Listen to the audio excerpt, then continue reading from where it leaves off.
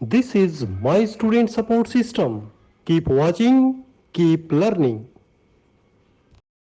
तो आज की जो ये क्लास है इसमें हम दो टाइप के टॉपिक डिस्कस करने वाले हैं, ठीक है। इसका मतलब क्या हुआ कि ये जो क्वेश्चन है ये दो टाइप से आ सकता है। Number one, question number one लिख लो, प्रिंसिपल्स ऑफ स्टॉक मैनेजमेंट, ठीक है ना। कई बार ये क्वेश्चन आया हुआ है एग्जाम में, right the principles of stock management. और एक जस्ट पिछले क्वेश्चन में उसमें पेपर में आया था कि write the role of nurse in stock management, ठीक है ना। तो दोनों क्वेश्चन का आंसर आपको एक ही तरीके से अटेम्प्ट करना है, ठीक है ना। हाँ, तो पहला क्या है, प्रिंसिपल्स ऑफ स्टॉक मैनेजमेंट आता है कि देर आर सम की principles for supply maintenance which a nurse should keep in mind. अब जो अभी तक हमने पढ़ा मटेरियल मैनेजमेंट, उसका ही एक पार्ट है स्टॉक मेंटेनेंस और मैनेजमेंट, है ना।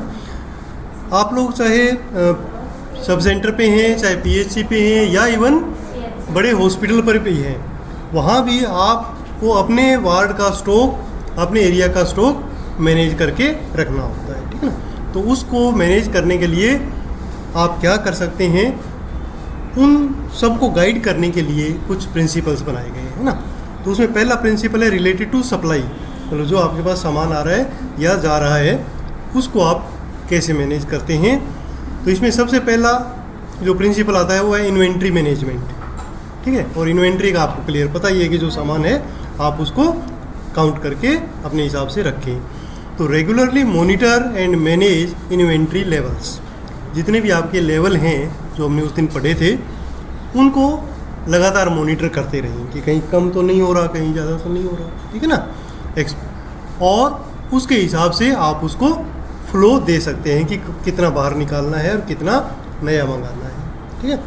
तो पहला आपका प्रिंसिपल हो गया कि आप अपनी इन्वेंट्री को हमेशा मॉनिटर करते रहें, ठीक है।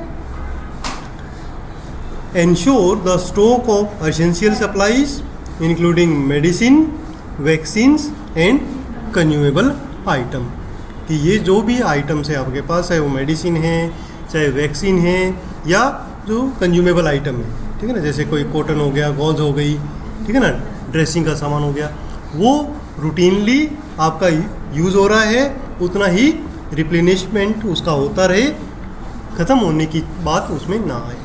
तो इसको हम कहेंगे कि इन्वेंट्री के ऊपर आपकी नज़र हमेशा बनी रहे, ठीक है। इसी के साथ दूसरा इसमें प्रिंसिपल आता है फर्स्ट एक्सपायरी फर्स्ट आउट, ठीक है ना। जो भी आप स्टॉक रखेंगे उसमें फीफो प्रिंसिपल का यूज़ करना है कि जो जिसकी एक्सपायरी पहले होने वाली है उसको हमेशा पहले आउट करना है, ठीक है ना। और ये किसी भी चीज़ के लिए हो सकता है, चाहे वो वैक्सीन हो, चाहे वो मेडिसिन हो, इवन चाहे कुछ इंस्ट्रूमेंट्स हो, ठीक है ना, अगर जिनकी एक्सपायरी होने की संभावना होती है, प्लास्टिक के आइटम हो गए, कुछ भी है ना, तो उन चीज़ों को, एक्सपायरी वालों को आप पहले निकालें। और पहले निकालने के लिए भी एक सिस्टम होता है कि जब आप स्टॉक कर रहे हैं चीज़ों को, तो इस हिसाब से स्टॉक करें कि अपने जस्ट सामने आगे की ओर उनको रखेंगे जो पहले एक्सपायर होने वाले हैं, और पीछे की ओर उनको रखें जिनको बाद में एक्सपायर होने वाले हैं, ठीक है ना। और या जैसे आपने कॉलम्स उसमें शेल्फ बनी हुई है तो उनको नंबरिंग डाल दें और सबसे ऊपर उनको कर दें जो पहले एक्सपायर होने वाले हैं, बाकी नीचे चले जाएंगे, और जैसे जैसे वो निकालते जाएंगे उनको सिस्टम आप जो रो है वो चेंज करते जाओ। तो इस प्रकार आपका कभी भी पहले एक्सपायरी वाला पीछे पड़ा हुआ नहीं रह जाएगा, ठीक है ना। तो इस सिस्टम को हम कहते हैं कि first expiry first out. Ensure that supplies are used in order of their expiry date, ठीक है, to minimize the waste and ensure that the oldest supplies are used first, ठीक है। तो सेकेंड प्रिंसिपल ये हो जाएगा। तो दूसरा नियम जो आपको यूज़ करना है वो फीफो होगा, ठीक है। नेक्स्ट प्रिंसिपल प्रॉपर स्टोरेज, कि जो भी आप स्टॉक रख रहे हैं उसके स्टोरेज पे भी खास आपको ध्यान रखना है। Proper storage means store supply in a clean, dry and secure environment, है ना। क्लीन होना चाहिए, साफ़ सुथरा। आपका जो स्टोर है, जहाँ स्टॉक रखा हुआ है, उसकी रेगुलर क्लीनिंग होती रहनी चाहिए, ठीक है ना। और उसमें नमी नहीं आनी चाहिए, ड्राई रहना चाहिए, क्योंकि नमी से हर चीज़ ख़राब होगी। अगर मेडिसिन है वो भी, वैक्सीन है वो भी, उनके कवर वगैरह है वो ख़राब हो जाएंगे, एक्सपायरी डेट ही नहीं दिखेगी, ठीक है ना। तो नमी नहीं रहनी चाहिए और सिक्योर एनवायरनमेंट होना चाहिए। सिक्योर के लिए कैसे करेंगे, जैसे अंडर लॉक एंड की हो, वहाँ पे चूहे वगैरह ना हो, ठीक है ना, और ऐसी जगह नहीं हो जहाँ से वो ऐसी चीज़ें गिर सकती हो, ठीक है ना, इजीली। इस हिसाब से आपको उसकी फिजिकल सिक्योरिटी भी सामान की रखनी है। And with adequate temperature control and protection from damage. अगर मान लो कोई हीट सेंसिटिव कोई वैक्सीन है या कोई मेडिसिन है तो उसको आप टेम्परेचर कंट्रोल या रेफ्रिजरेटर वगैरह में ही रखिए, ठीक है। और क्या ध्यान रखना है, रेगुलर स्टॉक चेक्स, ठीक है ना, ये भी एक प्रकार का इन्वेंट्री का ही पार्ट है कि आप रेगुलरली अपने स्टॉक को चेक करते रहें। एड्रेस, कोई भी डिस्क्रिपेंसी है तो उसको एड्रेस करें, मतलब कोई कमी है तो उसको तुरंत पूरा करें। कोई सामान कम है उसको मंगवाएं, शॉर्टेज है या एक्सपायरी हो रही है तो उसको मैनेज करें, ठीक है। तो ये तभी होता है जब आप रेगुलरली एक प्लान बना के चलें कि वीकली मेरे को इस वीक में ये स्टोर चेक करना है मेडिसिन वाला, इस वीक में वैक्सीन वाला करना है, इसमें कंज्यूमेबल आइटम्स वाला करना है। क्योंकि जो आपका सामान है लिनन वगैरह भी, उसको भी आप चेक नहीं करेंगे तो नीचे वाली जो रखी हुई है वो हो सकता है किसी कारण से ख़राब हो रही हो, ठीक है ना। इस प्रकार आपको उनको मैनेज करके चलना। नेक्स्ट प्रिंसिपल आता है रिलेटेड टू इक्विपमेंट्स, कि जो आपके पास इंस्ट्रूमेंट्स रखे हुए हैं उनको आप कैसे ध्यान रखेंगे। तो उसका में पहला आता है regular maintenance. Regularly inspect and maintain the instruments to ensure that they are in good working condition, ठीक है ना। अब ये हर प्रकार के इंस्ट्रूमेंट है, ज़रूरी नहीं है कि आपके स्टोर में रखे हुए हैं, वही जो आप रूटीनली यूज़ कर रहे हैं उनको भी आप रेगुलर चेक करते रहें कि वो वर्किंग कंडीशन में हमेशा रहें, इंक्लूडिंग कैलिब्रेशन एंड टेस्टिंग। समय समय पे उनका टेस्टिंग या कैलिब्रेशन भी करते रहें। कैलिब्रेशन का क्या मतलब होता है, कुछ इंस्ट्रूमेंट्स ऐसे होते हैं जिनका कैलिब्रेशन करना पड़ता है, जैसे वेइंग मशीन है, वेइंग मशीन में 0 एरर सेट करते हैं ना, तो वो एक बार का उसका कैलिब्रेशन है, तो वो करके देखते रहें कि वो सही काम कर रही है या नहीं, ठीक है। तो रूटीन आप अपने इंस्ट्रूमेंट्स या इनका टेस्टिंग करते रहना ज़रूरी है। इंस्ट्रूमेंट से ही संबंधित दूसरा हमारा प्रिंसिपल आता है प्रिवेंटिव मेंटेनेंस, ठीक है। प्रिवेंटिव मेंटेनेंस क्या है कि एक तो मेंटेनेंस वो होता है जो हम कुछ चीज़ ख़राब होने के बाद उसको ठीक करवाते हैं, और प्रिवेंटिव मेंटेनेंस में वो एक्टिविटी आती है जो ख़राब होने से बचाने के लिए हम करते हैं, ठीक है ना। तो इसके लिए बहुत सारे इंस्ट्रूमेंट्स हैं, जिनको कोई ऑयलिंग करनी है वो करते रहें, ठीक है, शार्पनिंग करनी है वो करते रहें, यूज़ करके देखते रहें कि ये ख़राब होने की संभावना तो उसकी नहीं हो रही है क्या, ठीक है। तो perform preventive maintenance task such as cleaning, lubrication and replacement of worn out part. मतलब किसी इंस्ट्रूमेंट का कोई एक पार्ट ख़राब है तो उस पार्ट को ही रिप्लेस कर दें, अदरवाइज वो सारी चीज़ सारा वो ख़राब हो जाएगा। एग्जाम्पल आप लोगों ने देखा होगा अपने क्लासरूम में जो चेयर्स हैं उनके साथ मैंने कई बार देखा है कि एक शुरू में एक नट गायब होता है, तीसरे चौथे दिन उसका बोल्ट गायब हो जाता है, और उसके बाद में ये पूरा हत्था गायब हो जाता है। तो जिस दिन बोल्ट गायब हुआ था उसी दिन आप अलर्ट रहें, उसको ढूंढ के वापस लगा दें तो वो पूरा नहीं टूटेगा, है ना। ऐसा इंस्ट्रूमेंट के साथ है, जिस दिन एक पार्ट उसका ख़राब हुआ तुरंत उसको रिप्लेस कर दो तो बड़ी प्रॉब्लम, बड़ा खर्चा से आप बच सकते हैं, ठीक है। नेक्स्ट आता है रिपेयर एंड रिप्लेसमेंट। यदि कोई बड़ी खराबी आ गई तो उसको रिपेयर करवाना है, और नॉन रिपेयरेबल है तो फिर उसको रिप्लेस करना, ठीक है ना, टाइमली। ऐसा नहीं कि जिस दिन जरूरत पड़ रही है उस दिन आपका वो इंस्ट्रूमेंट काम नहीं कर रहा है ना। प्रॉम्प्टली रिपेयर और replace the equipments that is faulty और damaged to minimize the down time and ensure continuity of the service, ठीक है ना। जो आपकी सर्विस है वो कंटिन्यू रहनी चाहिए। कई बार डाउन टाइम हो जाता है, होना नहीं चाहिए। जैसे मान लो आपका ANC क्लिनिक है और उस दिन BP इंस्ट्रूमेंट काम नहीं कर रहा, ठीक है, अगर आपने पहले से चेक किया होता तो वो प्रॉब्लम नहीं आती, ठीक है ना। तो उस चीज़ से बचने के लिए आपको रिपेयर एंड रिप्लेसमेंट टाइमली करना होता है। इक्विपमेंट से ही संबंधित हमारा नेक्स्ट पार्ट आता है ट्रेनिंग एंड कैपेसिटी बिल्डिंग, ठीक है। किसकी ट्रेनिंग? जो भी स्टाफ उस पर्टिकुलर इंस्ट्रूमेंट को यूज़ कर रहा है।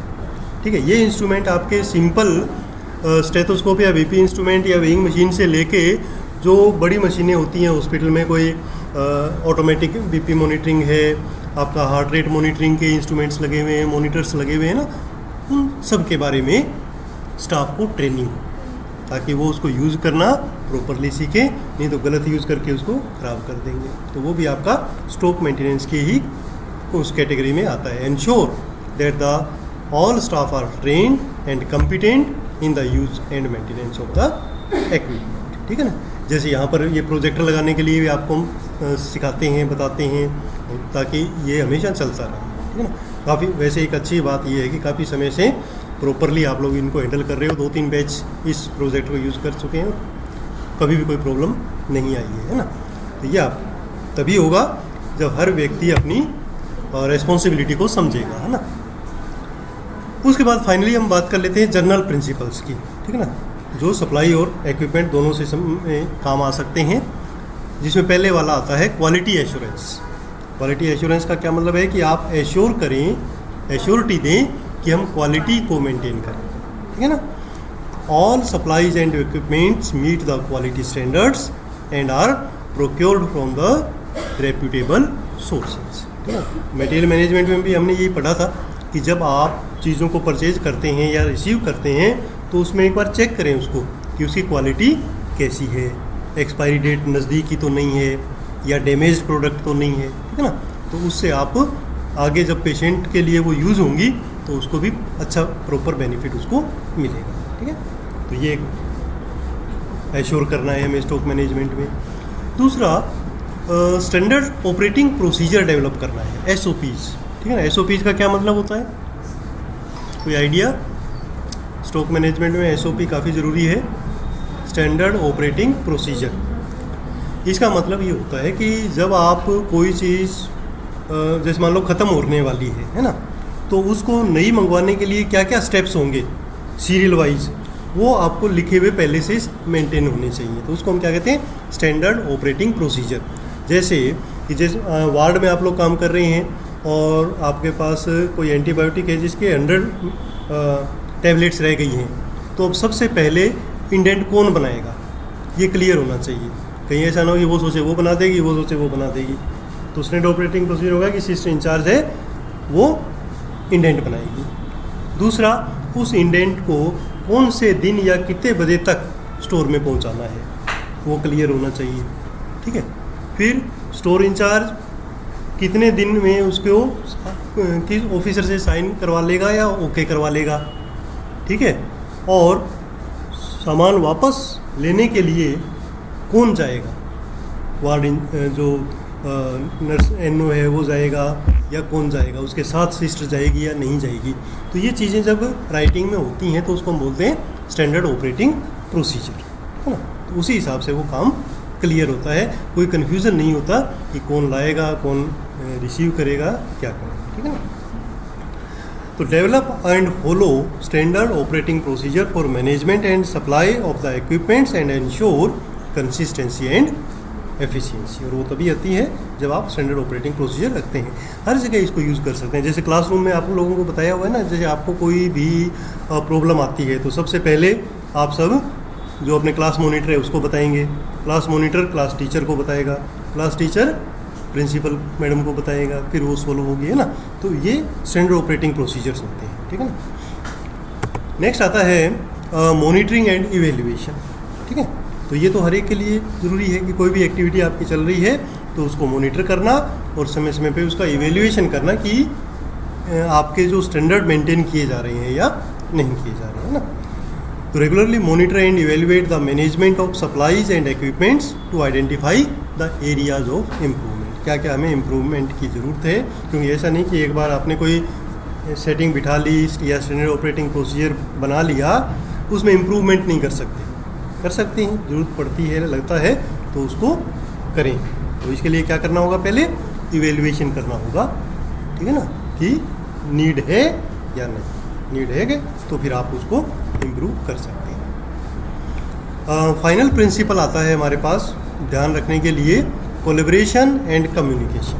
ठीक है ना, जितनी भी हमारी टीम है काम करने वाली या मैनेज करने वाली, उन सारे मेंबर्स के बीच अच्छा कम्युनिकेशन होना चाहिए, ठीक है ना।